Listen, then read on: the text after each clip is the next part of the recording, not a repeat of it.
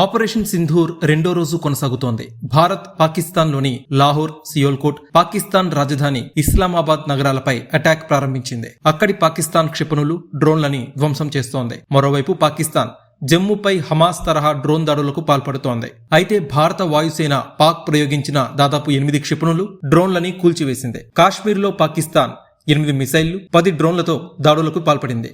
ఒక F-16, 2 F-17 fighter జెట్లని కూడా ప్రయోగించింది. వెంటనే అప్రమత్తమైన ఇండియన్ ఆర్మీ మిసైల్స్, డ్రోన్స్ ని కూల్చివేసింది.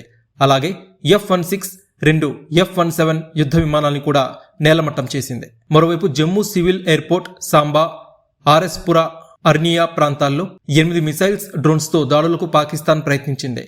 వెంటనే స్పందించిన భారత ఆర్మీ S-400 ఆకాష్ ఎయిర్ సిస్టంతో ఈ మిసైల్స్, డ్రోన్స్ ని సమర్థవంతంగా కూల్చివేసింది. యుద్ధం కారణంగా హిమాచల్ ప్రదేశ్లోని ధర్మశాలలో జరుగుతున్న IPL మ్యాచ్ అర్ధాంతరంగా రద్దయింది.